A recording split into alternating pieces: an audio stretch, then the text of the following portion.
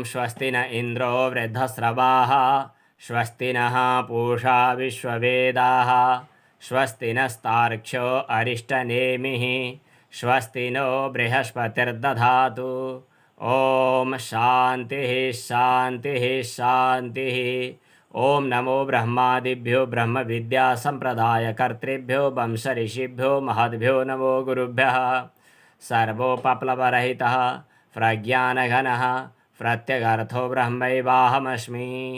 अशुभानि निराचष्टे तनोति शुभसन्ततिं स्मृतिमात्रेण यत् पुंसां ब्रह्म तन्मङ्गलं परम्। ओङ्कारश्चाथ शब्दश्च द्वावेतौ ब्रह्मणः पुरा कण्ठं भित्त्वा विनिर्यातौ तस्मात् माङ्गलिकावुभौ। अज्ञानतिमिरान्धस्य ज्ञानाञ्जनशलाकया चक्षुरुन्मीलितं येन तस्मै श्रीगुरवे नमः। सद्गुरुदेव भगवानलाई प्रणाम वन्दना गर्दै सर्वान्तर्यामी हजुरहरू सबैको हृदयभित्र यद्यपि व्यापक तर पनि विशेष उपलब्धि स्थान हृदय भनिएको छ। हृदय कमलभित्र चैतन्यको रूपमा विराजमान परमात्मालाई प्रणाम।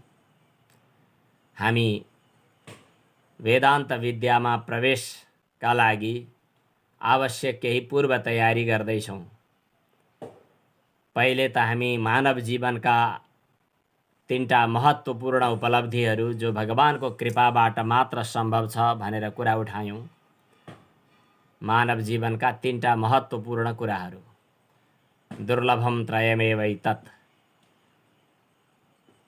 मनुष्यत्व मुमुक्षुत्व र महापुरुष संश्रय। यति तीनटा कुरा भइसकेपछि हाम्रो ब्रह्मतत्व विचारका लागि यात्रा शुभारम्भ हुन्छ। जुन यात्राले जुन ब्रह्म विचारले हामीलाई परमात्मासँग जोडिदिन्छ। हाम्रो त संस्कार, हाम्रो त परम्परा, हाम्रा त पिता पुर्खाले सिकाएको कुरा अलिकति गहिरिएर विचार गर्ने हो भने कस्तो चिन्तन होला, कति महान चिन्तन होला। व्यक्तिलाई व्यक्तिको रूपमा टुक्र्याएर होइन, समष्टिमा महान ब्रह्मसँग एकाकार बनाउने ब्रह्म माने हामीले ब्रह्माण्ड। हिजो मात्रै सायद यो टेलिभिजनमा युट्युब च्यानल हेर्दा कतै यो ग्यालेक्सीको कुराहरू हेर्दै थियौँ हामीले। हामी अहिले जुन सूर्यमण्डल जुन पृथ्वीमा छौँ, यो पृथ्वी हाम्रो सौरमण्डलको एउटा सानो ग्रह हो। यस्ता 8-10वटा ग्रहहरू समेतको अरू धेरै उपग्रहहरू समेत भएको एउटा सूर्यले चलाइने एउटा फन्को मारिने सौरमण्डल छ। यो सौरमण्डल अथवा भनौँ यो ब्रह्माण्डीय पिण्ड, यो समेत सबै चाहिँ यसो टाढाबाट हेर्यो भने आकाशमा हामीले देख्दै गरेको टिलपिलाउने सानो ताराभन्दा पनि सानो छ। एउटा सूर्य मात्रै होइन, यो सूर्यले फन्को मारेर चलाइने सम्पूर्ण पृथ्वी अनि वरुण अरुण के हुन् अनि बृहस्पति मङ्गल शुक्र शनि समेतको यो ग्रहमण्डल समेतको सम्पूर्ण बिन्दु एउटा सानो डट, एउटा सानो थोप्लो बराबर छ। त्यस्तो थोप्लो समेतको चाहिँ अनन्त थोप्लै थोप्ला भएको अर्थात् अनन्त ब्रह्माण्डै ब्रह्माण्ड भएको चाहिँ एउटा त्यसलाई आकाशगङ्गा एउटा ग्यालेक्सी भन्नु पर्यो। त्यसको पनि केही नाम दिएका छन्, दुध पोखे जस्तो देखिने भनेर, डेरी के वे के भनेर तिनीहरूले ग्यालेक्सीको नाम दिएका रहेछन्। अनि त्यो आकाशगङ्गा समेतको पनि अझ टाढाबाट हेर्ने हो भने त्यो पनि सम्पूर्ण आकाशगङ्गा पनि त्यो तारामण्डल पनि त्यो सम्पूर्ण ग्रहमण्डल पनि एउटा सानो थोप्पो बराबर कतै हराउला। त्यस्तो अर्को महान ग्यालेक्सी भेटियो, त्यहाँभन्दा पनि अझै ठुलो के हो तारा समूह भेटियो। यसको तात्पर्य चाहिँ यो सूर्य समेतको यो ग्रहमण्डललाई हामीले ठुलै ग्रह हो भन्ठान्छौँ र यहाँभित्रको एउटा पृथ्वीको एउटा टुप्पोमा बस्ने हामी एकजना मान्छे पनि आफूलाई ठुलै ठान्दैछौँ। तर त्यस्ता अनन्त सौरमण्डल समेतको एउटा ग्यालेक्सी, अनन्त ग्यालेक्सी समेतका अरू महान ग्यालेक्सीहरू, ती सबैलाई सञ्चालन गर्ने अरू कोही सूर्य, ती सबै सूर्यमण्डलहरूलाई सञ्चालन गर्ने अरू केही के हो यो आश्चर्य, यो के हो आज? यसलाई त न तत्र सूर्यो गच्छति न वाग गच्छति न चन्द्रमा इत्यादि धेरै कुराहरू उपनिषदमा बताइयो। त्यो महान तत्त्व ब्रह्म तत्त्व जसलाई ब्रह्माण्ड पनि होइन, के हो भन्नै सकिँदैन। हाम्रो बोली त्यहाँ पुग्दैन, मन त पुग्दैन। आजसम्म यस्तो कुनै आविष्कार वैज्ञानिकले गर्न सकेका छन् जहाँ हावा पुग्ला नपुग्ला, तेज पुग्ला नपुग्ला, तातोपन पुग्ला नपुग्ला, हाम्रा रकेटहरू हाम्रा विमानहरू पुग्लान् नपुग्लान्, त्यसको खोजी हुँदै होला, तर मनै पुग्दैन भन्ने कुरा त कल्पना पनि छैन। मन त अहिले सोच्ने बित्तिकै अमेरिका पुगेर त्यहाँको चाहिँ वार्डेनसँग कि कोसँग चाहिँ हाम्रो हात मिलाइकन फर्किसक्यो त। संयुक्त राष्ट्रसङ्घको महासचिवसँग गफ गरेर उतिखेर आइसक्यो त। यहाँ स्वर्गमा पनि पुगेर आइसक्यो त मन। जहाँ पनि पुग्न सक्छ जस्तो लाग्छ यो मन। चाहे त्यो जस्तो सुकै ठाउँ होस्, कल्पना गर्छ पुगिहाल्छ। त्यहाँ रथ पनि बनाउँछ, गाडी पनि बनाउँछ, जहाज पनि बनाउँछ। अथरथान रथयोगान पथः सृजते उपनिषदमा बताइयो। यो सब आफै सृष्टि गरेर भए पनि बनाउँछ सब, र अनि त्यहाँ पुगेर घुमेर भौतारिएर उत्तिखेर आइहाल्छ। मनको गति यति तीव्र छ भन्ने कुरा त जुनसुकै मन भएकाले थाहा पाएकै छ।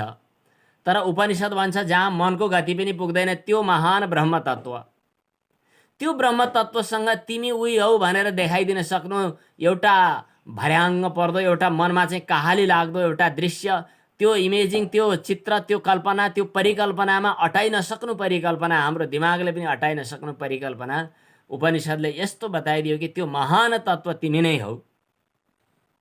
के आश्चर्य हो! त्यो वेदान्तले, त्यो उपनिषदले, त्यसले हामीलाई अहम ब्रह्मास्मि शब्दले जे सङ्केत गरिरहेको छ त्यो पूर्ण ब्रह्म तत्त्व, त्यो महान तत्त्व पनि तिमी हुन सक्छौ, तिमी हौ।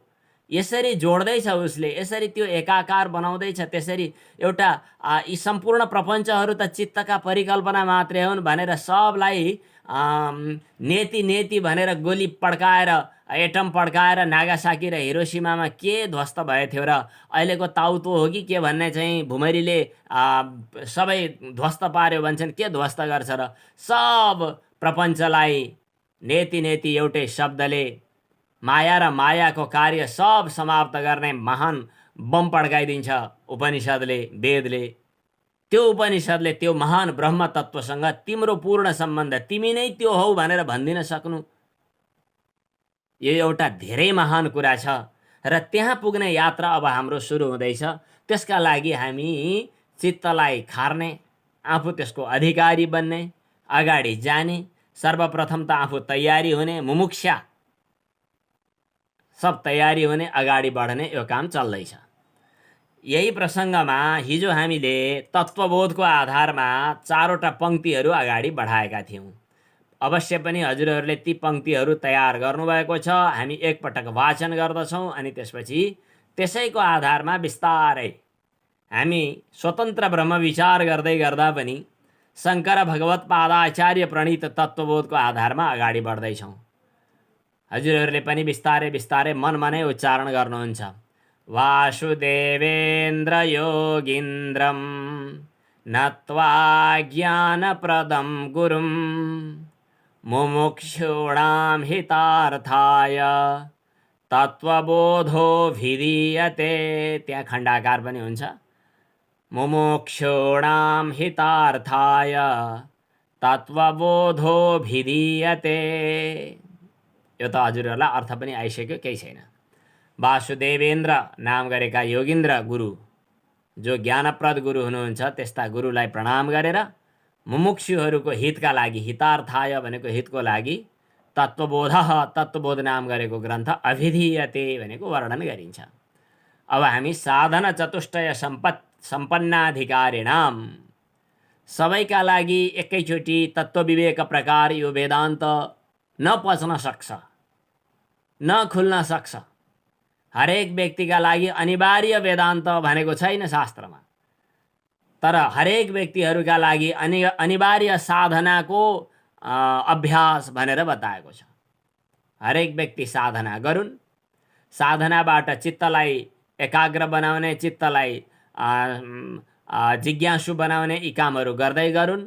अनि त्यसपछि अधिकार प्राप्त भइसकेपछि तिनीहरूका लागि मोक्षको साधन भएको तत्त्वज्ञान, मोक्ष अन्तिम साध्य छ। मोक्षको साधन तत्त्व विवेक छ, तत्त्वज्ञान। अनि तत्त्वज्ञानका लागि तयारी हुन पूर्व साधन छन् 4 सम्पत्ति अथवा साधन चतुष्टय सम्पत्ति। क्रम थाहा पाउनुभयो। पहिला 4 साधन चतुष्टय हुनु पर्यो, अनि त्यसपछि हामी अधिकारी हुन सक्छौँ। अधिकारी भइसकेपछि हामी तत्त्व विवेक प्राप्त गर्न सक्छौँ, तत्त्वज्ञान। तत्त्वज्ञान प्राप्त गरिसकेपछि मोक्ष, अर्थात् मोक्ष भनेको के हामीले पहिला दोस्रो दिनमा भनिसकेका छौँ। अविद्या निवृत्ति उपलक्षित आत्मचैतन्य हो त्यो, त्यसलाई हामी प्राप्त गर्दछौँ। मोक्ष अर्थात् मुक्ति, मुक्ति अर्थात् अविद्या निवृत्ति भएको आत्माको आफ्नो स्वस्वरूपको अनुभव गर्नु, त्यसैलाई नै मोक्ष भनिन्छ। त्यो मोक्षको विवेक के अरे मोक्षको साधन भएको तत्त्व विवेक हामी अब वर्णन गर्दछौँ। हामी यस प्रकार अगाडि बढ्दैछौँ। अब साधन चतुष्टयम किम सोध्ने उत्तर दिने, यहाँ साना साना टुक्रा प्रश्न हुन्छन्, अनि त्यसपछि फेरि साना साना त्यस्तै टुक्रा उत्तर हुन्छन्। धेरै लामो व्याख्या गर्ने फुर्सद पनि छैन, बुझ्न पनि बुझिँदैन। एकदम छोटो, 4 साधन भनेका के हुन्, छोटो प्रश्न छोटो उत्तर। साधन चतुष्टयम किम, चतुष्टय भन्यो भने 4वटाको समूह हुन्छ है। द्वितयम भन्यो भने 2टाको समूह, त्रितयम 3टाको समूह, पञ्चतयम 5को समूह, चतुष्टयम 4को समूह। साधन चतुष्टयम किम, 4वटा साधन के हुन् फेरि हामी बताउँ। पहिला साधन हुनु पर्यो, साधन भइसकेपछि अनि तत्त्व विवेकका लागि अधिकारी हुन्छौँ, अनि अधिकारी भइसकेपछि अर्थात् अधिकार प्राप्त गरेपछि तत्त्व विवेक हुन्छ, तत्त्व विवेक भइसकेपछि अनि मोक्ष प्राप्त हुन्छ। हामी मोक्ष रूपी लक्ष्यमा पुग्नु छ, त्यसका लागि साधनको रूपमा तत्त्वज्ञान, तत्त्वज्ञानको साधनको रूपमा 4 साधन चतुष्टय सम्पत्ति, अथवा हामी अधिकारी बन्नका लागि 4 साधनहरू। 4 साधन के हुन् त? अब प्रश्न आयो, उत्तर आयो नित्यानित्य वस्तु विवेकः।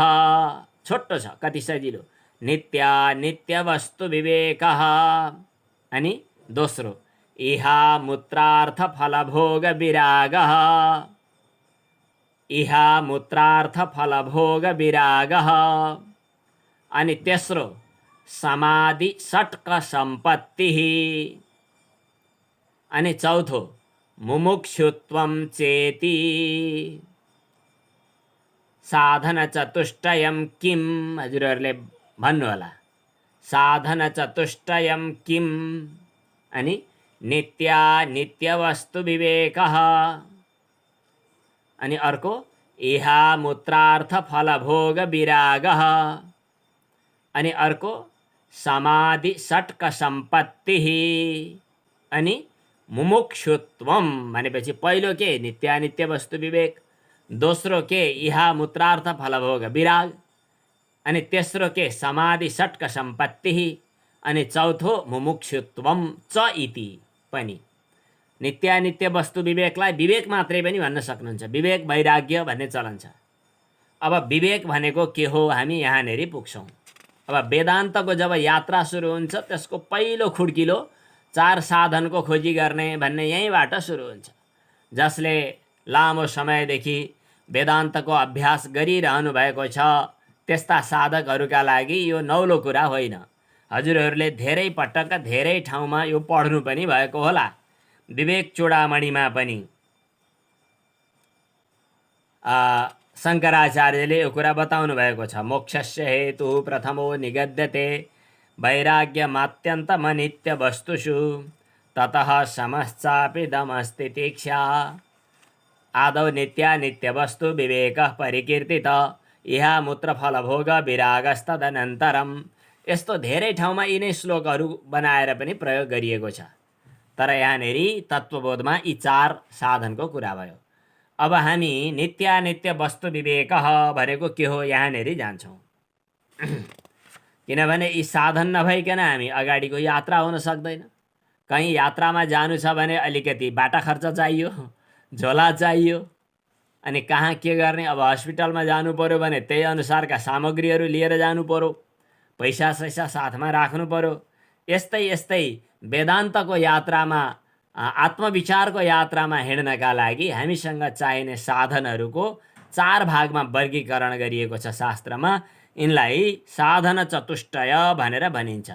कुरो बुझ्नुभयो होला। एउटा साधन हुन्छ, एउटा साध्य हुन्छ।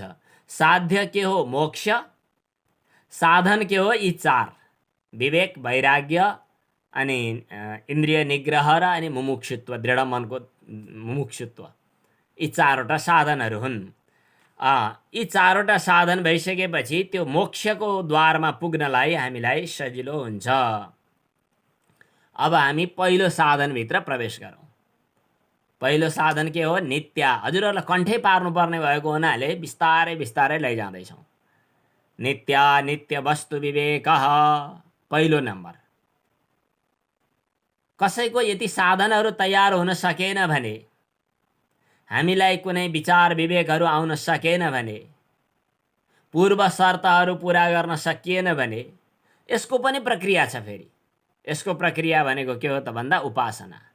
भगवानको मन्त्र जप गर्ने, अथवा भगवानको ध्यान गरेर बस्ने, भगवानको सगुण साकार रूपको चिन्तन गर्ने। तज्जपस्तदर्थ भावनम, भगवानका मन्त्रहरूको, प्रणवको, राम शिव इत्यादि भगवानका कुनै पावन मन्त्रहरूको जप गर्ने, श्रद्धाका साथमा मनको एकाग्रता गर्ने। त्यस्तो त्यस्तो काम गर्यो भने थाहा नपाइकन साधना चतुष्टय मिलिक्कै भइसक्छन्। फेरि यो प्रक्रिया फेरि भागवत मार्ग हो, उपासना मार्ग हो, त्यो छुट्टै छ। फेरि त्यसकारणले भागवतमा चाहिँ सद्यो हृदय वरुध्यते कृतिभिः शुश्रूषुभिस्तत्क्षणात्, तत्काल हृदयभित्र त्यो भगवत तत्त्वको आविर्भाव हुने प्रक्रिया पनि बताइयो। प्रविष्टः कर्णरन्ध्रेण स्वानां भाव सरोरुहं धुनोति समलम कृष्ण शरीरस्य सलिलस्य यथा शरत। यो छुट्टै प्रक्रिया छ।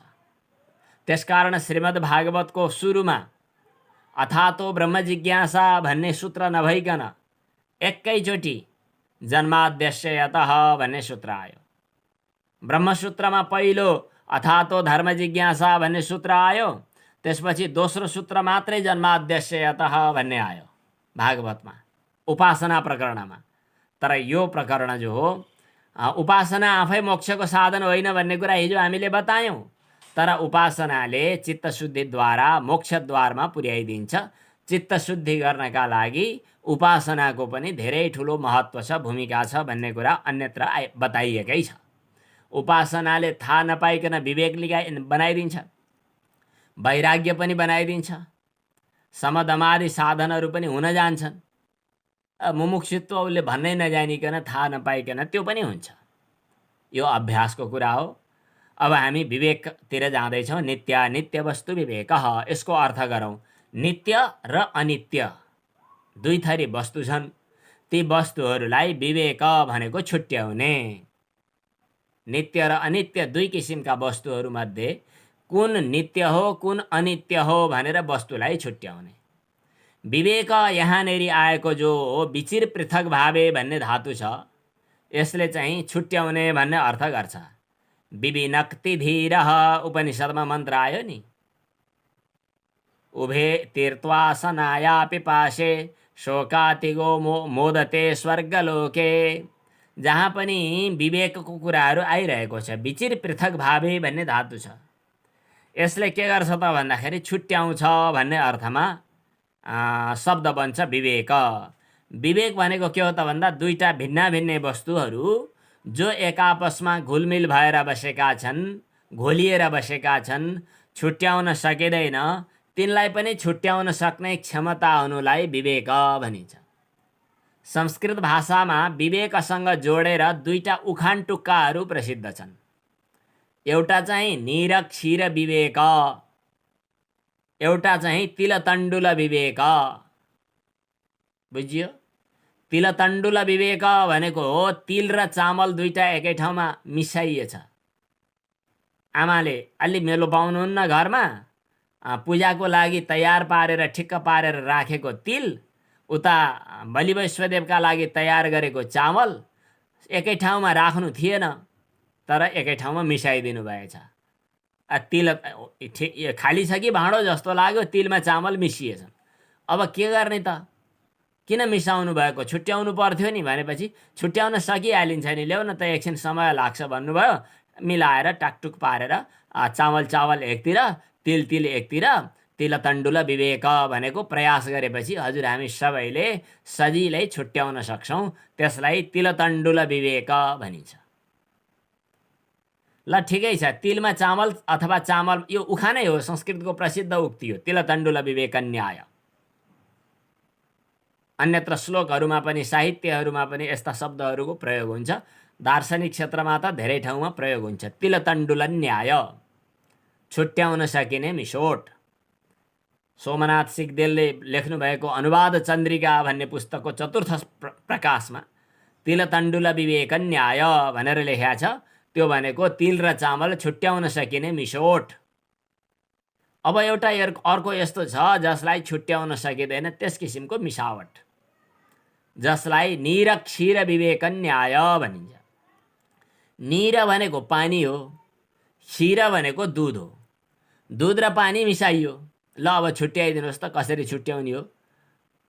भन्न त भन्छन् विद्यार्थीहरूलाई जब प्रतियोगिताको कार्यक्रममा बोलाइन्छ, अनि त्यसपछि उनीहरूले भन्ने गर्छन् दुधको दुध पानीको अलि मिलाउन त मिलाउँदैनन्। कुन चाहिँ गुरुले उल्टो उल्टो सिकाए, प्रतियोगिताको कार्यक्रममा बोल्न थाल्यो भने विद्यार्थीहरू त्यही भन्छन्, दुध र पानी छुट्याउन राजहंस समान भएर बस्नुभएका भन्या भए मिल्थ्यो। गुरुको पनि बुद्धि छैन, त्यही घोकाए कुन चाहिँ अक्कल नभएका गुरुले, अनि त्यही सिकाउँछन्, दुधको दुध पानीको पानी।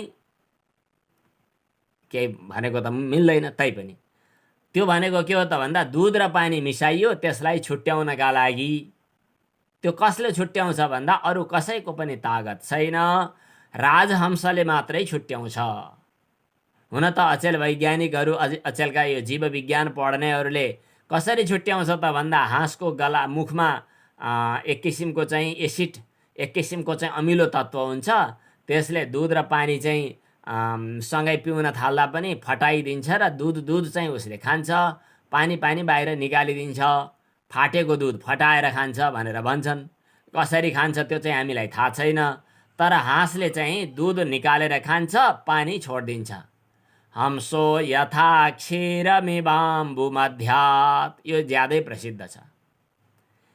तर हाँसकै उपमा दिन मिल्ने योगी ज्ञानी सन्त महात्मा हुनुहुन्छ, त्यस कारणले सन्त महात्माहरूलाई पनि हंस उपमा दिइन्छ।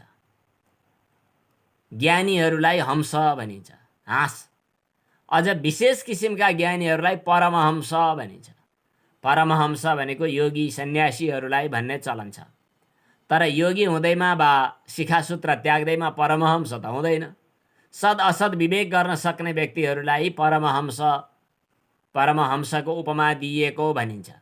यो भनेको के हो त भन्दा निर क्षीर विवेक गर्न, निर क्षीर दुध र पानी जसरी छुट्याउन सकिँदैन, त्यस्तोलाई पनि छुट्याउन सक्ने क्षमता छ हाम्रा गुरुजीको भन्ने अर्थमा परमहंस भनेको के त भन्दा दुईटा एक आपसमा मिलेका जो छुट्याउन नसकिने चिज हुन्, त्यस्ता चिजलाई पनि छुट्याएर जान्न सक्ने, त्यो सक्ने क्षमता नै विवेक हो। हुन त घरिघरि कहिलेकाहीँ यस्तो पनि लाग्छ, ब्रह्मज्ञान प्राप्त भइसकेपछि विवेक हुनुपर्ने, विवेक नभइकन ब्रह्मज्ञानको उदय हुँदैन, ब्रह्मज्ञान नभइकन सच्चा विवेकी त हुन सकिन्न कि जस्तो पनि लाग्छ। कुरो ठिकै पनि हो, तर विवेकले यत्किञ्चित अंशमा विवेक नभइकन ब्रह्मज्ञान पनि हुँदैन। त्यहाँ आंशिक रूपमा विभाजन गरेर बुझ्नु पर्दछ। यस विषयमा यति नै भनौँ। अब यहाँ प्रसङ्ग हाम्रो के त, प्रकृतम अनुसाराम। अहिलेको प्रसङ्गमा हामी अगाडि बढौँ। अहिले हाम्रो प्रसङ्गमा कुरा के हो भने हामी व्यवहारमा हेरिरहेका छौँ जो अनित्य पदार्थ पनि छ र नित्य पदार्थ पनि छ। नित्य र अनित्य दुवै पदार्थहरू एक आपसमा मिलेर बसेका छन्। यिनमध्ये कुन अनित्य हो कुन नित्य हो भन्ने कुरा हामीले बुझ्नै सकेका छैनौँ। त्यो हो नित्यानित्य वस्तु, त्यसलाई विवेक भनेको छुट्याउने। यहाँ नित्यानित्य वस्तु विवेकसँगै मिलाएर 10 8 वटा अरू शब्द लेख्न सक्नुहुन्छ। बुझ्न सक्नुहुन्छ। नित्यानित्य वस्तु विवेक एउटा शब्द भयो है। अब अर्को पनि सत असत विवेक भन्नु, सत्य र असत्यलाई छुट्याउने हैन। जड चेतन विवेक भनेर पनि विचार गर्न सक्नुहुन्छ, जड र चेतनलाई छुट्याउने। सत असत विवेक, सत असतलाई छुट्याउने। सत असत विवेक भन्नु, नित्यानित्य वस्तु विवेक भन्नु, कुरो त एउटै हो, तर पनि बुझ्नका लागि सजिलो होस् भनेर। अनि द्रष्टा दृश्य विवेक भनेर लेख्नु। हुन त व्याकरणको दृष्टिले द्रष्टा दृश्य भन्न मिल्दैन। व्याकरण पढेकै कोही हुनुहुन्छ, उहाँहरूलाई अलिकति व्याकरणको कुतूहल उत्सुकता भयो भने उहाँहरूले दृक्दृश्य विवेक भनेर लेख्नुहोस्। दृक्दृश्य विवेक, त्यसो भनेको द्रष्टा दृश्य विवेक भनेको। अनि कार्यकारण विवेक भनेर लेख्नु। कार्यकारण विवेक। सुख दुःख विवेक, यो पनि लेख्न सकिन्छ। चित जड विवेक, जड चेतन, चित जड विवेक, चित जड विवेक। अनि अधिष्ठान, अलि असजिलो शब्द आयो बिस्तारै, अधिष्ठान अध्यस्त विवेक। अब तमसुक लामै बन्न सक्छ, अझ आफै विचार गर्न सक्नुहुन्छ। इसारा काफी है भने जस्तै। अनुक्तमप्यो हाती पण्डितो जनः, एकदमै ठुलो सौभाग्यशाली नभइकन मनुष्य जीवन पाउनु भएको छैन। त्यहाँभन्दा पनि सौभाग्यशाली नभइकन यो भारतवर्ष, नेपाल भूमि, पुण्यभूमि, पाशुपत क्षेत्र, गण्डकी, कौशिकी, कर्णाली जस्तो महत्त्वपूर्ण पावन क्षेत्रमा जन्म पाइएको छैन। ठुलो सौभाग्य प्राप्त भएर सत्सङ्ग गर्ने पनि सौभाग्य मिलेको छ।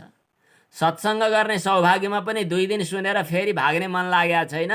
अझै हामी सुख सुविधाका साथमा सुन्ने मौका पाइरहेका छौँ भनेपछि हामीमाथि भगवानको कृपा वारवार्ती वर्षै छ। अब त्यसलाई कसरी थाप्ने भन्ने मात्रै हो। पानी परेको बेला अस्ति नै हामी हिँडेको नि बाहिर बाटोमा, आकाशमा पानी परिराखेको छ। एकजना बच्चो छ, त्यो बच्चोले यसरी हिँडिरहेछ आकाशमा, रमाइलो मानेको छ। यसरी पानी परेको छ आकाशमा, बाउले के गरिरहेछ, यसो गरेर हिँडिरहेछ। यसो गरेको किन भन्दाखेरि पानी छेक्न होला नि, पानी परिरहेछ क्या, यसरी छेकिएर हिँडिरहेछ। अर्को एउटा फुच्चे बच्चो रमाइलो मानेर पानी थापेर हिँडिराखेको छ। अब यो भगवानको कृपा हाम्रो जिन्दगीमाथि वर्षै छ। हामी बढी बाठो भएर यसरी छेकिएर त्यो कृपालाई बाहिर पोख्दै हिँड्ने कि हामी अलि बालसुलभ बच्चाको जस्तै आनन्दी मस्ती भएर थापिएर बस्ने, बस यति नै हो। त हामीमाथि भगवानको कृपा भएकै छ। त्यस कारणले अब वेदान्तका गहिराभन्दा गहिरा विषयहरू पनि हामी बिस्तारै बुझ्दै जान्छौँ। किन? भगवानको कृपा छँदैछ। हामीले बुझ्ने थोडी हो, भगवानको कृपा भएपछि बुझ्ने हो। हामीमाथि भगवानको अनुग्रह छ। भगवानले हामीलाई यो शक्ति दिनुभएको छ, सामर्थ्य दिनुभएको छ, हामी बुझ्छौँ। हामीले हो यो जीवन सफल बनाउने, हामीले हो वेदान्त बुझ्ने, हामीले नै हो यो नित्यानित्य वस्तु विवेक गर्ने। विवेक भन्नाले हामीले के कुराहरू बुझ्यौँ त? नित्यानित्य वस्तु विवेक, असद विवेक भन्न सक्छौँ यसलाई। अनि चित जड विवेक, अघि कुन शब्द प्रयोग गरेका थिएँ, फरक परे भए मिलाएर बुझ्नु होला। चित जड विवेक, जड चैतन्य, जड के चेतन के भनेर विवेक। अनि त्यसपछि सुख दुःख विवेक, आनन्द अनानन्द, सुख दुःख जे भने पनि भइहाल्यो।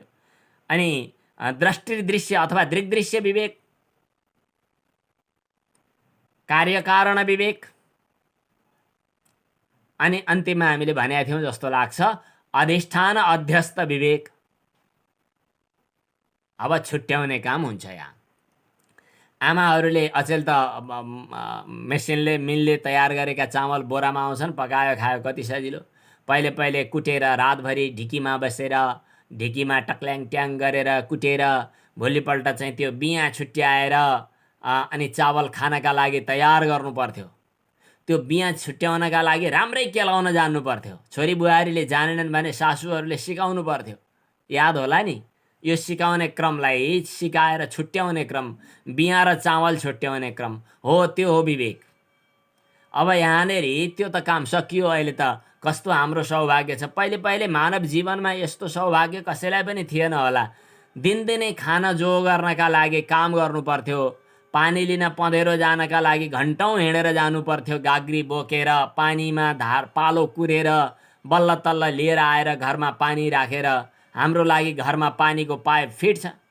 एकपटक ई सेवाबाट मोबाइलमा पैसा मिलिक्क फालिदियो भने महसुल गइहाल्यो, केही गर्नु परेन।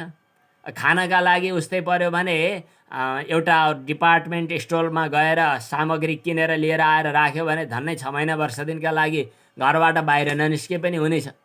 अब हाम्रो काम के त? खेती गर्न जानु पर्या छैन, पानीको लाइनमा बस्नु पर्या छैन, ढिकी कुट्न बस्नु पर्या छैन। भगवानले यस्तो सुअवसर दिनु भनेको के त? मस्त बसेर ब्रह्म विचार गर्ने, वेदान्त विचार गर्ने, फाल्तु कुरामा समय नखर्चिने।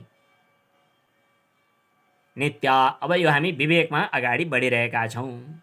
नित्य अनित्य वस्तु विवेक, सत्य मिथ्या अथवा सद असद विवेक। अब यहाँनिर विवेक किन गर्नु पर्यो त भन्दा दुईटा मिलेर यहाँ भद्रगोल भयो, बर्बादै भयो। के दुईटा मिले भन्दा सत र असत मिले। सांख्य शास्त्रमा अथवा योग दर्शनमा पनि, योग दर्शनको सृष्टि सम्बन्धी प्रक्रियाको धेरै कुरा सांख्य दर्शनसँग मिल्छ। त्यसकारणले सांख्य दर्शन र योग दर्शनलाई प्रतितन्त्र सिद्धान्त पनि भन्छन्। प्रतितन्त्र सिद्धान्त भनेको मिल्दाजुल्दा दुईटा कुराहरू भएका दर्शन। सामान्य कुरा सुन्दाखेरि दुईटाको जस्तै प्रमाण कसका कति भन्यो भने सांख्यमा र योगमा पनि फरक छन्, प्रमेय पनि सांख्य र योगमा फरक छन्, अलिकति फरक। एउटै मात्रै तत्त्वको फरक, 26 तत्त्व र 25 तत्त्व। प्रमाणका सम्बन्धमा कुरो गर्दा त खासै फरक पनि परेन। प्रत्यक्षानुमान आगमः प्रमाणानि भन्यो, उता प्रत्यक्ष अनुमान र शब्द चार्वाकास्तावदेकं द्वितयमपि पुनर्बौद्ध वैशेषिकौ द्वौ भासर्वज्ञश्च सांख्यस्तृतयम्।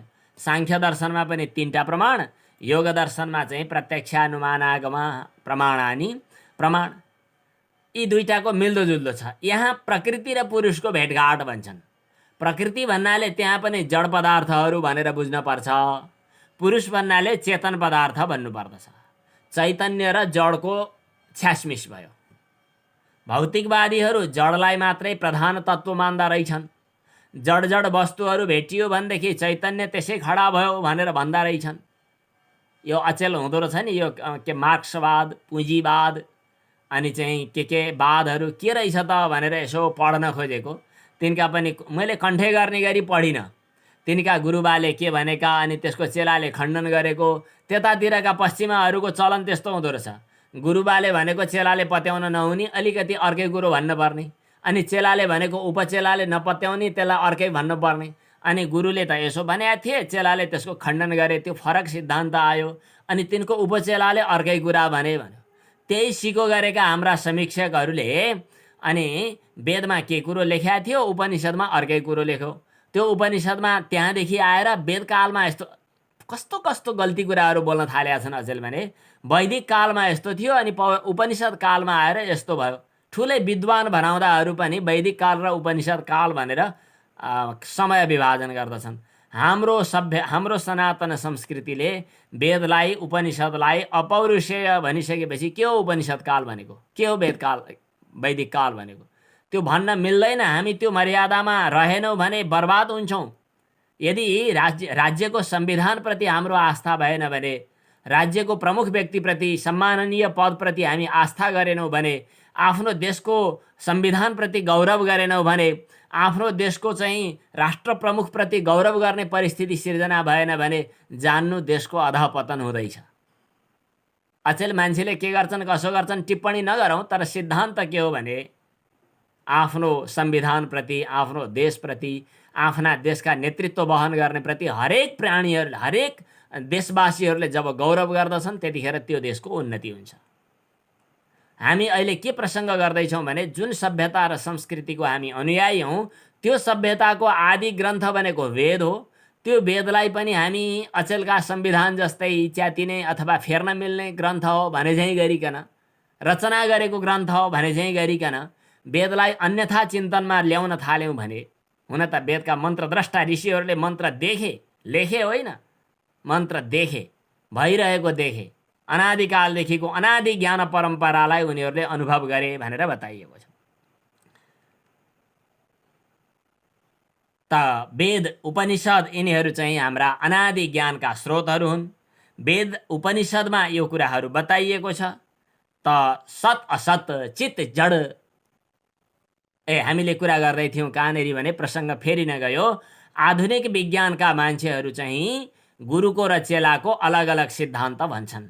हाम्रो प्राचीन सनातन सभ्यतामा के छ भने वेदमा जे कुरा उल्लेख गरेको छ त्यही कुरा उपनिषदमा आएको छ, त्यही कुरा पुराणहरूमा आएको छ, त्यही कुरा हाम्रा सूत्रकारहरूले लेख्नु भएको छ, त्यही कुरा हाम्रा गुरुजीले भन्नुभएको छ र मैले पनि त्यही भनियो। केही गलत बोल्या भए त्यो मेरो कमी कमजोरी हो। मैले जे बोल्दैछु त्यो हाम्रा प्राचीन आचार्यहरूको मत हो भनेर गुरु परम्परालाई सम्मान गर्ने र हरेक पटक हरेक प्रार्थनामा गुरुलाई सम्मान गर्ने, गुरु परम्परालाई वन्दे गुरु परम्पराम भन्ने हाम्रो यो मर्यादा हो। यो मर्यादा पनि बुझ्न पर्छ। त्यसो भएर कहिले कहिले प्रसङ्गवशात यो कुरा बताइयो। त हाम्रो मर्यादामा के छ भने प्रधान तत्त्व चैतन्य हो। चैतन्यकै पछि स्पन्दनबाट कल्पित अथवा कुनै ढङ्गले अब जे भने पनि परमाणु नित्य छ भने पनि नैयायिकहरूको भनाइअनुसार जे भने पनि चैतन्यको केन्द्रीयतामा अरू जड पदार्थहरू पछि प्रकट हुन्छन् भन्ने चेतनालाई मूल मान्ने हाम्रो चिन्तन। तर हामीसँग भौतिक दर्शन पनि छ, चारवाक दर्शन पनि हाम्रै हो, बृहस्पतिको नाम समेत जोडिएको छ। तर हामी चाहिँ मूलतः अध्यात्म विद्या विद्यानाम विद्यया अमृतम अश्नुते, अध्यात्म विद्यालाई विद्या हो भन्छौँ। गीतामा अध्यात्म विद्या विद्यानाम भनियो, उपनिषदमा विद्यया अमृतम अश्नुते भनियो। त्यो ब्रह्म विद्या अध्यात्म विद्या जसले त्यो चेतनालाई पदार्थको मूल मान्छ, हामी त्यो चिन्तनभित्र छौँ। पश्चिमाहरू चाहिँ पदार्थलाई मूल मान्छन्, उनीहरू वस्तुलाई मूल मान्छन्। चेतना त संयोग हो। जसरी पान खाँदाखेरि त्यहाँ कत्था चुना सुर्ती के मिसाएर, यो उदाहरण पढेको हुनाले भनिदिएको, मैले त त्यसरी पान खाइनँ। रातो नभएका चिज पनि मुखको तातोसँग सम्मिश्रण भइसकेपछि के पदार्थहरू मिलिसकेपछि रातोपन त्यहाँ स्वतः देखा पर्दछ। नभएको रातोपन पनि मुखको तातो अनि कत्था अनि चुना अनि पान, तिनीहरूको फेरि तातोपनका साथ सम्मिश्रण भइसकेपछि पहिला नभएको रातोपन पनि खडा हुन्छ, देखा पर्दछ। जसरी मदिरा बनाउँदा त्यो मर्चा भन्ने चिज अथवा कोदो अथवा चावल भात, त्यसलाई पकायो, सडायो, कुहायो, के गर्यो, मर्चा फर्चा के हाल्यो, पहिला न मर्चामा मादकता हुन्छ, न त्यो चामलमा मादकता हुन्छ, न त्यो पानीमा मादकता हुन्छ। तर तिनीहरूको पदार्थहरूको वस्तुहरूको सम्मिश्रणबाट अनि खाएपछि बाटै नदेख्ने ढुनमुनिने हुने गरी मादकता खडा हुन्छ। नयाँ पदार्थबाट, त्यो एउटा पदार्थको सम्मिश्रणबाट नयाँ चिज खडा हुन्छ। त्यसै गरी यी भौतिक पदार्थहरूको भेटघाटबाट, असत पदार्थहरूको भेटघाटबाट अनि चाहिँ एउटा चैतन्य चाहिँ एउटा खडा मात्रै भयो। वस्तुतः चैतन्य नामको कुनै चिज हुँदैन। चेतना नाम गरेको कुनै पदार्थ हुँदैन। चेतना त जड पदार्थहरूको सम्मिश्रणबाट देखा परेको एउटा क्षणिक संयोग मात्रै हो, केही क्षणको भनेर उनीहरू भन्छन्। तर हाम्रो परम्परागत वेदान्त विद्याले के भन्न थाल्यो भने, सांख्यले पनि, योगले पनि, न्यायले पनि, सबैले के भन्न थाले भने पदार्थहरू जड पदार्थहरू छन्, चेतन पदार्थ पनि छ।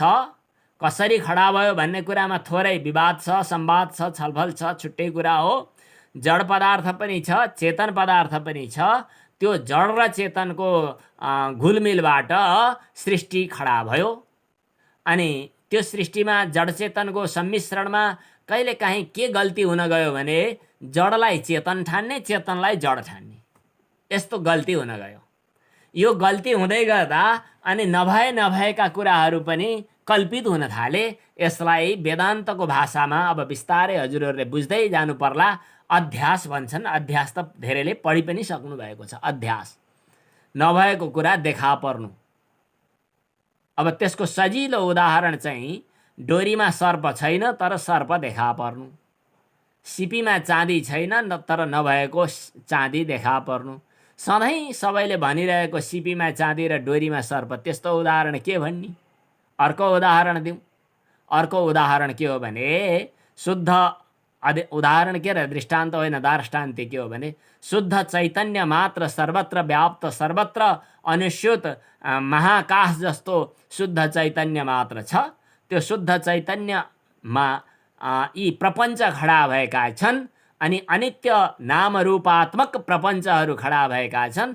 यी प्रपञ्चहरूलाई मूल अधिष्ठान के हो भनेर बुझ्नु चाहिँ अध्यस्त पदार्थको यथार्थ बुझ्नु हो। तर जबसम्म अधिष्ठान साक्षात्कार हुँदैन तबसम्म केही अंश अधिष्ठानको केही अंश अध्यस्तको दुईटा मिलेर नहुँदा नहुँदा कुराहरू देखिन्छन्। यसरी असत र जडको सम्मिश्रणबाट जे वस्तु देखा पर्यो त्यसलाई अध्यस्त भनिन्छ। वेदान्तले बताउन खोजेको चिज पनि यही अध्यासको निवृत्ति हो, अज्ञानको निवृत्ति हो। अध्यास भन्नु, अज्ञान भन्नु, सद असतको चाहिँ छ्यासमिस भन्नु, यो एउटै कुरा हो। अब हामी प्रसङ्ग उठाउँदैछौँ यहाँ कि असत र सत यी दुईटाको चाहिँ यहाँ छ्यासमिस भइरहेको छ। विपर्य ज्ञान भन्न मिल्छ यसलाई। विपर्य ज्ञान भनेको विपरीत ज्ञान, जसलाई विपर्य प्रमाण, विपर्य विकल्प, निद्रा, स्मृति भनेर योग दर्शनमा 5 बुद्धिका वृत्तिहरू भनेर बताइएको छ। अब यहाँनिर सत असत यी दुईटा मिलेका छन्, त्यस कारणले यिनलाई छुट्याउनु पर्यो। विवेक भनेको सदसद विवेक, सदसद विवेक मात्रै नभएर हामी अर्को कार्यकारण विवेकको पनि कुरा गरिरहेका छौँ। जड चेतनको विवेकको पनि कुरा गरिरहेका छौँ। जड र चेतन दुईटा कुराहरू भेटिएका छन्। जड भनेको प्रपञ्च, जड भनेको हाम्रो शरीर, जड भनेको पृथ्वी जल तेज वायु आकाशी प्रकृतिहरू, जसलाई अपरा प्रकृति भनेर पनि हामीले गीतामा भन्यौँ। भूमि रापो नलो वायु खम मनो बुद्धिरेव च अहङ्कार इति यम्मे भिन्ना प्रकृतिरष्टधा। यहाँ त मन पनि जड, बुद्धि पनि जड, अहङ्कार पनि जड। आजको विज्ञानले, पश्चिमाहरूको विज्ञानले, पश्चिमाहरूको दर्शनले मनसम्म पुग्यो, बढीमा बुद्धिसम्म पुग्यो, तर मन र बुद्धिको विवेक पनि थाहा भएन। त्यही मनलाई वा त्यही बुद्धिलाई चेतना भन्ने ठान्यो अनि चेतना भनेकै त्यही हो भनेर त्यहाँसम्म अलमा लिएर बसिरह्यो। तर हामी कहाँ चाहिँ चेतना भनेको धेरै परको कुरा हो। हामी जसलाई मन वा बुद्धि भन्छौँ, अहङ्कार भन्छौँ, यिनीहरूको पनि अलग अलग क्याटेगोरी, अलग अलग स्तर, अलग अलग चाहिँ सतह छ। त्यो एउटै चिजको सतहमध्ये सबभन्दा माथिल्लो सतहलाई हामी मन भन्छौँ। मनमा चाहिँ तरङ्गहरू उचालिने र पछारिने गरिरहन्छन्। यो मनको माथिल्लो भाग। सुरुमा चाहिँ मनको निग्रहका कुराहरू आउँछन्, तर योग दर्शनले पनि अरू दर्शनले पनि मनको निग्रहमा धेरै समय अलमल गर्दैन। मनलाई इन्द्रियको कोटीमा लगेर फ्याँकिदियो। मन भनेको त त्यो चक्षुरादि इन्द्रिय जस्तै हो। मन इन्द्रिय हो। इन्द्रिय पनि जड छन्, मन पनि जड छ। कसैले मनलाई इन्द्रिय माने, कसैले मनलाई इन्द्रिय मानेनन्। मनलाई इन्द्रिय मान्नेहरूले 11 इन्द्रिय छन् भनेर पनि बताइयो। एकादशं मनो ज्ञेयं स्वगुणेनो भयात्मकं यस्मिन् जिते जितावेतौ भवतः पञ्चकौ गणौ। मन पनि इन्द्रिय हो भन्ने मत छ।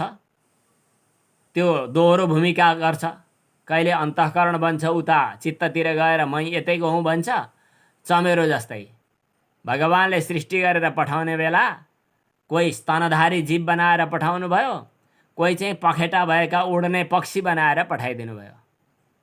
प्राणीहरू सृष्टि गरेर पखेटा बाँड्ने बेलामा चमेरो पखेटा बाँड्ने ठाउँमा पनि गएछ र म त चरा हुँ नि भनेर पखेटा मागेछ। अनि पशुहरू बनाएर स्तन बाँड्ने बेलामा म त पशुहरू हुँ नि भनेर उतैतिर गएछ अनि दोहोरो भूमिका निर्वाह गरेछ। अनि फलतः परिणाम के भयो? पशुहरूले यो त हाम्रो समूहको होइन जा भनेर धपाइदिए, पशु पनि रहन गएन। अनि पक्षीहरूले यो हाम्रो पक्षी होइन, यो स्तनधारी हो, त्यस कारणले हाम्रो समूहको होइन, जा भनेर पठाइदिए। पक्षीहरूको समूहमा पनि बस्न सकेन अनि त्यो भिरमा झुन्डिएर बस्ने भयो। त्रिशङ्कु इव अन्तरातिष्ठ जसरी। त्यसै गरी यो मनलाई इन्द्रियहरूले इन्द्रिय होइन भनेर छोडिदिने, अन्तःकरणले अन्तःकरण होइन इन्द्रिय हो भनेर छोडिदिने गर्दा यतानउति भएर झुन्डिरहेको छ मन। अस्तु, यो केही ठुलो कुरो भएन, बुझ्नका लागि सामान्य चर्चा उठाइएको हो। मनको दोहोरो भूमिका छ। तर वेदान्त विज्ञान भन्दछ कि मन पनि जड हो। जसले सोचिरहेको छ, जसले विचार गरिरहेको छ, जसले दौडधुप गरिरहेको छ, जसले कल्पना विकल्पना गरिरहेको छ, त्यो मन पनि जड। अनि त्यसपछि त्यहाँभन्दा अलि अगाडि चाहिँ एउटा अहम छ। त्यो अहम माने अहङ्कार पनि होइन, अहम माने मोह, अहम माने अनुभूति, अहम माने आफूलाई अलग राख्ने एउटा अनुभूति, मोह। त्यो मोह भन्ने एउटा, अहम भन्ने एउटा जो तत्त्व छ, अहम भन्ने जो भाव छ, यो अहम भन्नेले चाहिँ हरेक वस्तुहरूलाई टुक्र्याएर छुट्याएर अलग अलग गरेर हेर्छ। यहीँनेरि बुद्धिवृत्तिको पनि काम आउँछ। यो पनि त्यस्तै छ। यिनीहरू टुक्रा पार्ने, छुट्याउने काम गर्दछन्। मानव यिनीहरू चक्कु हुन्। यिनीहरूले अलग अलग टुक्रा पार्दछन्, अलग अलग छुट्याउँछन्, अलग अलग यो के त्यो के, यो मनुष्य, यो पशु, यो पक्षी, यो पुत्र, यो पिता, यो सब त्यही बुद्धिका वृत्तिको खेल, बुद्धिवृत्ति भनौँ अथवा बुद्धि नाम गरेको अन्तःकरणको वृत्तिको खेल हो। अनि त्यसको अलि पल्लो सतह चाहिँ चित्त भन्नुपर्छ। चित्त चाहिँ चितको अलि नजिक नजिकमा छ। एउटा त मात्रै आएर त्यसले अलि धमिल ल्याइदिएको छ। त्यो त फाल्यो भने त चित नै भइहाल्छ। त्यस कारणले चित्तको जब कुरा आउँछ, चित्त चाहिँ चितको नजिकमा पुग्छ। यसरी मन बुद्धि चित्तलाई चार ढङ्गले बाँडेको वेदान्त प्रक्रियामा, हुन त सांख्य दर्शनमा, योग दर्शनमा पनि यिनको चर्चा आउँछ। तर चित्तलाई अलग पदार्थको रूपमा परिगणना गरिँदैन। चित्तवृत्ति भनेर चित्तलाई समष्टि अन्तःकरणकै संज्ञा दिइएको छ। चित्त माने हामी जसलाई अन्तःकरण भन्छौँ, योग दर्शनमा चित्त भनिन्छ। मन त इन्द्रियकै कोटीमा छ। बुद्धि र अहङ्कार अनि अन्तःकरणको समष्टि नाम चित्त त्यहाँ बताइयो। चाहे चित्त भन्नुहोस्, चाहे मन भन्नुहोस्, चाहे बुद्धि भन्नुहोस्, चाहे अहङ्कार भन्नुहोस्, यी सबै जड हुन् भनेर वेदान्त विज्ञानले उपदेश दिएको छ। यी सबै जड हुन्। जसरी हामी घटपट आदि पदार्थहरूलाई जड भनेर मान्यौँ, यो शरीरलाई चेतन मान्यौँ। विचार गरी हेर्दा शरीर त जड रहेछ, शरीरभित्रको मनलाई चेतन मान्यौँ। विचार गरी हेर्दा अब त्यहाँनिर हामी विचार गर्न अलि भ्याएका छैनौँ। अब बिस्तारै विचार गर्छौँ। मन पनि, बुद्धि पनि, अहङ्कार पनि, यी पनि जड रहेछन् भन्ने कुरा। अब त्यसपछि बिस्तारै बिस्तारै हामी विचार गर्छौँ। अब चैतन्य कुन हो त, त्यो विचार गर्नु सदसद विवेक अथवा चित जड विवेक। यहाँनिर चित र जडको ग्रन्थि भनी चलन छ, गाँठो। जस्तो रौँको डल्लो, रौँको गाँठो निकाल्न धेरै गाह्रो हुन्छ। रौँमा परेको गाँठो खोल्न सकिन्छ कि सकिन्न? यो साना बच्चाहरू छँदा हामीले अभ्यास गर्थ्यौँ, भन्थ्यौँ, गफ गर्थ्यौँ। एउटा कथा पनि प्रसिद्ध छ रौँको गाँठो खोल्ने भन्ने सम्बन्धी। जसरी खोल्न नसकिने गाँठोलाई बडो युक्तिका साथमा खोल्नुपर्ने हुन्छ। जनै बनाउन थाल्दा कहिले कहिले अल्मलिएर गाँठो परेर धैर्य नभएका व्यक्तिहरू त जनै चुडाएर फ्याँक्न बेर लाउँदैनन्, बनाउनै सक्दैनन्। धैर्य धारण गर्ने व्यक्तिले बिस्तारै त्यो गाँठो खोल्छन् अनि फेरि मिलाएर शिखा बनाउँछन्। त्यसै गरी चित र जडको ग्रन्थि जो परिरहेको छ, चित र जडको ग्रन्थि नै यो संसार हो। चित र जडको ग्रन्थि नै यो सृष्टि हो। चित र जडको ग्रन्थि नै प्रकृति र पुरुषको संयोग हो, संसर्ग हो। त्यसलाई छुट्याउनु, त्यसलाई विवेक गर्नु पनि यो नित्य अनित्य वस्तु विवेकभित्र पर्यो। नित्य अनित्य दुईटालाई छुट्याउने, सुख र दुःख दुईटालाई छुट्याइदिने, चेतन र जड दुईटालाई छुट्याइदिने, यो काम गर्नुपर्दछ। त्यो नगर्दासम्म हामी गलत विचार गरिरहेका छौँ। हामीले चाहिँ विपरीत बुद्धि हेरिरहेका छौँ कि जडलाई चेतन ठानिरहेका छौँ र चेतनलाई थाहा नपाएर जड झैँ ठानिरहेका छौँ। सच्चिदानन्द घन परमात्मालाई असत जड दुःख रूप मानिरहेका छौँ। अब आफ्नै पहिचानको कुरा गरौँ। दिउँसो दिनभरि जब यसो मोबाइल खोलेर समाचारहरू, टेलिभिजन खोलेर समाचारहरू हेरेपछि धेरै मान्छे मरेको समाचारहरू आउन थालेको छ।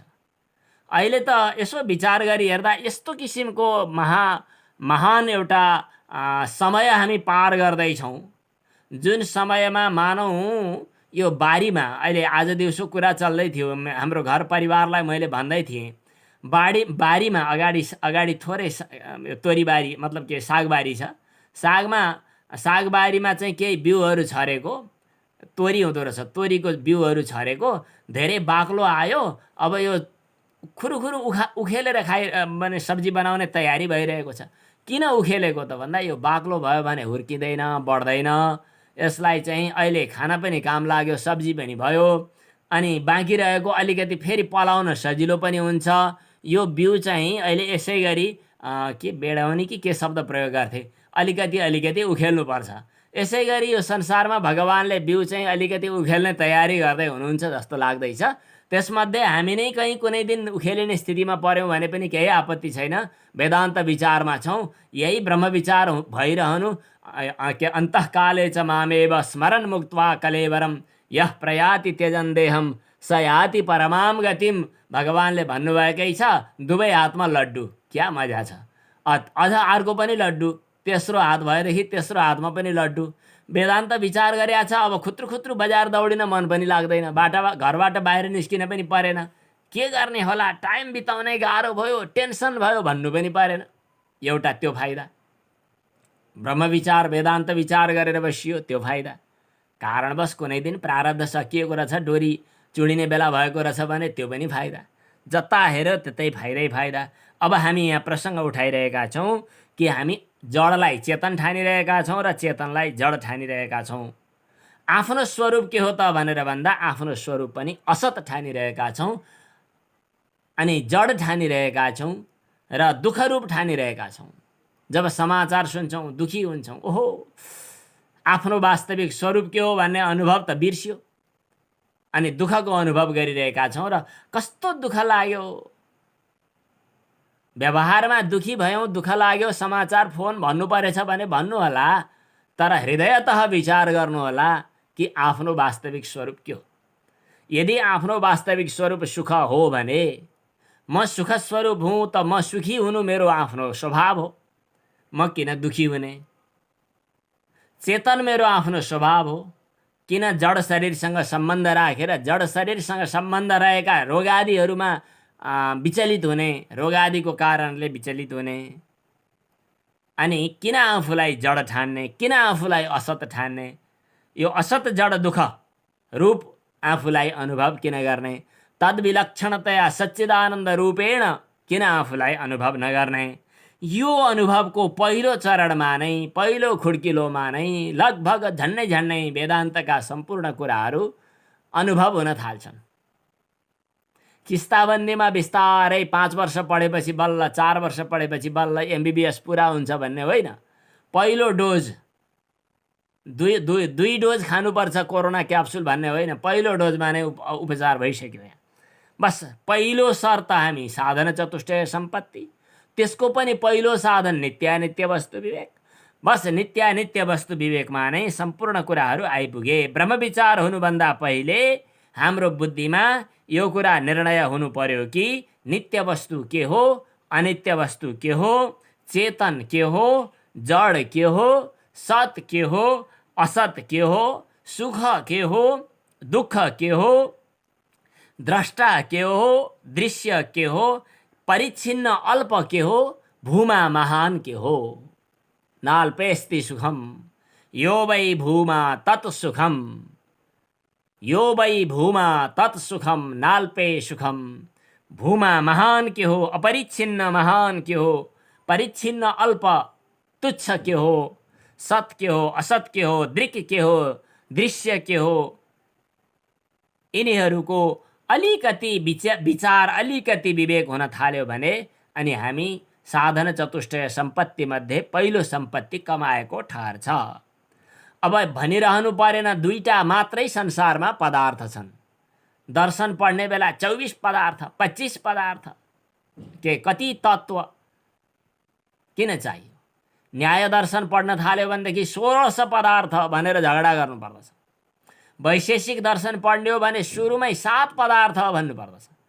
द्रव्य गुण कर्म सामान्य विशेष समवाय अभावाः सप्त पदार्थाः। यी 7वटा पदार्थ नै उसका के भन्छ पुरा जम्मा जम्मी पदार्थ हुन्। यी 7 पदार्थको ज्ञान भएपछि तत्त्वज्ञानात् निःश्रेयसाधिगमः। 16 पदार्थ जानिसकेपछि निःश्रेयसाधिगमः, मोक्ष प्राप्त हुन्छ उनीहरूले पनि।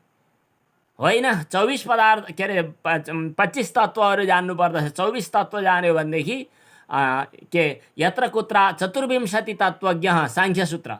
चतुर्विंशति तत्त्वज्ञः यत्र कुत्र आश्रमे वसन् जटी मुण्डी शिखी वापी मुच्यते नात्र संशयः। 24 तत्त्व जान्यो भने जुनसुकै आश्रममा बसे पनि, जटा धारण गरेको भए पनि, टाउको खुइल्याएको भए पनि, शिखा मात्रै पालन गरेको भए पनि त्यो मुक्त हुन्छ, यसमा संशय छैन। हरेक तत्त्वहरूको पदार्थहरूको कुरा आउँछ। ती सब पदार्थहरूलाई गोली मारिदिनु, अब के पनि चाहिँदैन। बस दुईटा कुरा छन्, एउटा जड एउटा चेतन। जड र चेतन दुई भागमा विभाजन गरेर वस्तुको निरीक्षण गरौँ, विचार गरौँ, त्यसपछि अगाडि विवेक हुन्छ। सदसद विवेक, तत्त्व विवेक, के नित्यानित्य वस्तु विवेक। अब विवेक सम्बन्धी बाँकी रहेका प्रसङ्ग अर्को दिन। ओम पूर्णमदः पूर्णमिदं पूर्णात् पूर्णमुदच्यते पूर्णस्य पूर्णमादाय पूर्णमेवावशिष्यते। ओम